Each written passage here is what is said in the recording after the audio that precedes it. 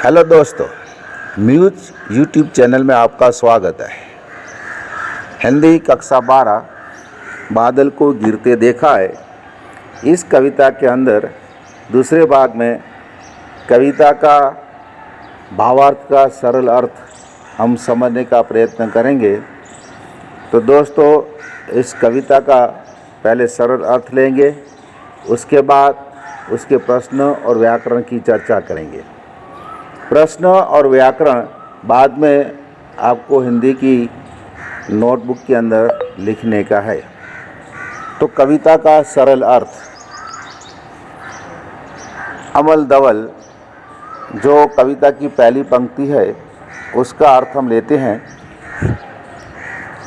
कवि हिमालय पर्वत के सौंदर्य का वर्णन करते हुए कहते हैं कि मैंने निर्मल, स्वच्छ, उज्ज्वल, बर्फ से आच्छादित पर्वत की चोटियों पर बादल को गिरते हुए देखा है। वो कहते हैं कि मैंने बादल से छोटे छोटे मोती जैसे शीतल बर्फीले जल कणों को मानसरोवर झील के कमल के खिले हुए सुनहरे फूलों पर गिरते हुए देखा है। मैंने शिखरों पर बादलों को गिरते हुए देखा है। दूसरी पंक्ति, छोटी बड़ी कई। कवि कहते हैं कि हिमालय की पहाड़ियों में कई छोटी बड़ी झीलें हैं। उन झीलों के समतल क्षेत्रों में हल्के काले और नीले जल में वर्षा ऋतु की उमस से व्याकुल होकर आए हंसों को मैंने अपनी तपन मिटाने के लिए तरते हुए पानी में कमल नाल के तीखे और मीठे तंतु को खोजते हुए देखा है। मैंने शिखरों पर बादलों को गिरते हुए देखा है। तीसरी काव्य पंक्ति, ऋतु वसंत का। कवि मानसरोवर के तट के सुनहरे प्रभात का वर्णन करते हुए कहते हैं कि वसंत का ये सुंदर सवेरा था। मंद मंद शीतल हवा चल रही थी। बाल सूर्य की कोमल कोमल किरणें चारों ओर फैल रही थी। उनका सुनहरा प्रकाश पर्वतों शिखरों पर पड़ रहा था, इसलिए ये शिखर सुनहरी आभा से चमक रहे थे। ये शिखर अगल बगल ही थे। सुबह होते ही उन विरह विवश चकवा चकवी का क्रंदन बंद हो गया। चकवा चकवी को चिरकाल से रात्रि के समय एक दूसरे से अलग रहने का शाप मिला हुआ है, इसलिए उन्हें पूरी रात एक दूसरे से अलग रहकर विरह में बितानी पड़ती है। सुबह होने पर सांप का प्रभाव खत्म हुआ तो इस पक्षी जोड़े का विलाप भी खत्म हो गया। कवि कहते हैं कि फिर मैंने उस महान सरोवर के तट पर शैवालों की हरी मखमली दरी पर चकवा चकवी का प्रणय कलह छिड़ते देखा था। मैंने पर्वतों शिखरों पर बादल को गिरते हुए देखा था। अब कविता के सविस्तार प्रश्न लेते हैं जो 5 वाक्य में हमें लिखने को है। प्रश्न 1, बादल को गिरते देखा है। कविता में कवि की सौंदर्य की नैसर्गिकता का वर्णन कीजिए। उत्तर, बादल को गिरते हुए देखा है। कवि में कवि नागार्जुन ने प्रकृति के मनोहर चित्र खींचे हैं। हिमालय की उज्ज्वल शिखर तो देखते ही बनते हैं, उन पर पावस ऋतु के बादल को गिरना भी बड़ा मनोरम लगता है। मानसरोवर के झील में सुनहरे कमल खिले हुए, उन पर बादलों से गिरते मोती जैसे जलकण अपूर्व शोभा प्रदान करते हैं। झीलों में तैरते हुए हंसों को देखना अच्छा लगता है। वसंत के प्रभाव की सुंदरता निराली है। मंद मंद शीतल पवन का स्पर्श बड़ा सुहाना लगता है। बाल सूर्य की कोमल किरणों का सुनहरा प्रकाश पर्वत शिखरों को भी स्वर्णिम बना देता है। इस प्रकार कविता में वर्णित सौंदर्य की नैसर्गिकता का अत्यंत स्वाभाविक और हृदय स्पर्शी है। प्रश्न 2, बादल को गिरते देखा है। कविता में कवि ने किन रंगों के संयोजन से इंद्रधनुषी प्रभाव पैदा किया है?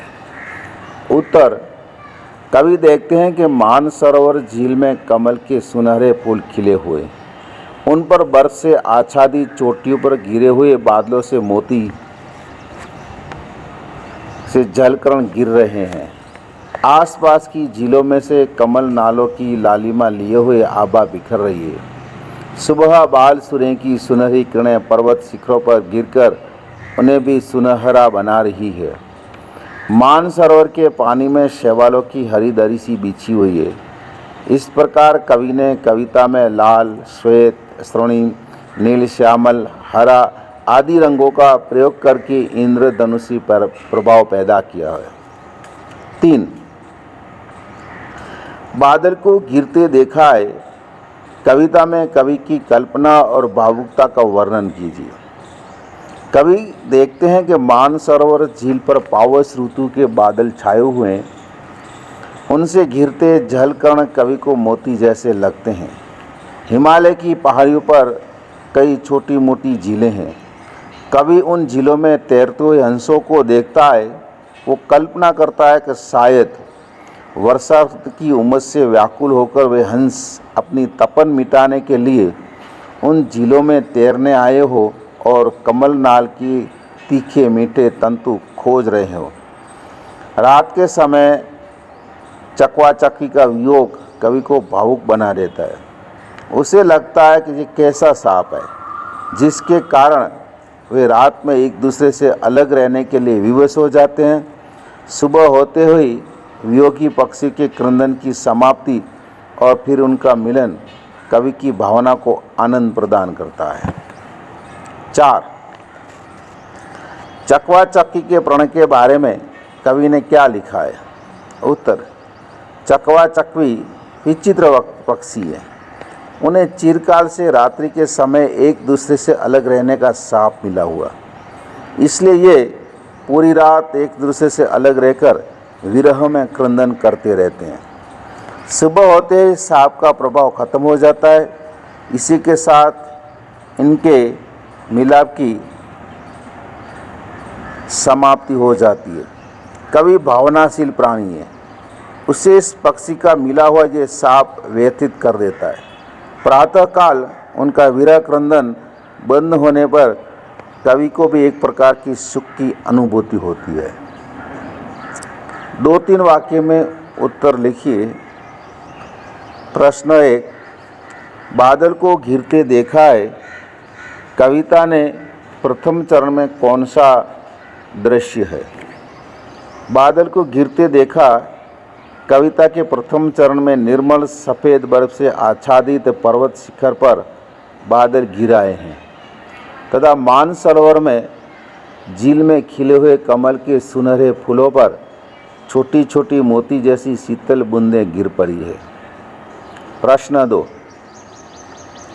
हंस किससे उबकर शीतलता प्राप्त करने हिमालय पर आते हैं?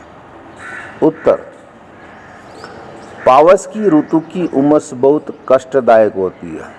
हंस पावस ऋतु की उमस से उबकर शीतलता प्राप्त करने हिमालय पर आते हैं। प्रश्न 3, बासंती सुबह में सरोवर के किनारे शैवालों की हरी दरी पर किसके प्रणय कलह का दृश्य है? बासंती सुबह में सरोवर के किनारे शैवालों की हरी दरी पर चकवा चकवी के प्रणय कलह का दृश्य है। 4, बादल को घिरते देखा है। कविता में कवि ने किरणों और शिखरों को कैसे बताया है? उत्तर, बादल को घिरते देखा है कविता में कवि ने सुबह के बाल सूर्य की किरणें और शिखर पर इन किरणों के पड़ते सुनहरे प्रकाश का वर्णन किया है। कवि ने किरणों को मृदु तथा शिखर का स्वर्णिम अर्थात सोने की आभा जैसा बताया है। एक एक वाक्य में उत्तर लिखिए। प्रश्न 1, बादल को गिरते देखा है कविता किस दृष्टि से महत्वपूर्ण है? बादल को गिरते देखा है कविता प्रकृति के सौंदर्य की दृष्टि से महत्वपूर्ण है। 2, बादल को गिरते देखा है कविता का रचना काल कौन सा है? उत्तर, बादल को गिरते देखा है। कविता का रचना काल पावस ऋतु अर्थात वर्षा ऋतु है। 3, कवि ने कमल को किस रंग का बताया है? उत्तर, कवि ने कमल को सुनहरे रंग का बताया है। 4, बादल को गिरते देखा है। कविता में कवि ने किसका परिवेश प्रस्तुत किया है? उत्तर, बादल को गिरते देखा है कविता में कवि ने हिमालय के मानसरोवर और पर्वत शिखरों का परिवेश प्रस्तुत किया है। सही उत्तर चुनकर लिखिए। 1, कवि ने अमल धवल गिरी के शिखरों पर किसको गिरते देखा है? उत्तर, ए, सूर्य को, बी, बादल को, सी, चंद्र को, डी, बारिश को। उत्तर आएगा बादल को। 2, कवि ने छोटे छोटे मोती जैसे कणों को मानसरोवर में कहाँ पर गिरते देखा है? ए, श्रवण कमल पर, बी, बादलों पर, सी, फूलों पर, डी, हरी घास पर। उत्तर आएगा ए, श्रवण कमलों पर। 3, जब बादल को गिरते देखा तब किस ऋतु का प्रभाव था? वर्षा, हेमंत, वसंत, शिशिर। उत्तर आएगा वसंत। 4, कवि ने मानसरोवर के श्याम नील सलील में किसको तैरते देखा है? ए, मछलियों को, बी, हंसों को, सी, बगुलों को, डी, भैंसों को। उत्तर आएगा हंसों को।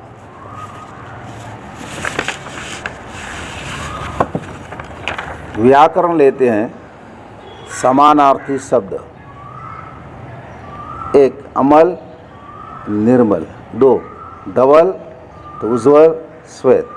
3, शिखर, चोटी, श्रृंग। 4, तुहिन तो बर्फ, हिम। 5, सलील, जल।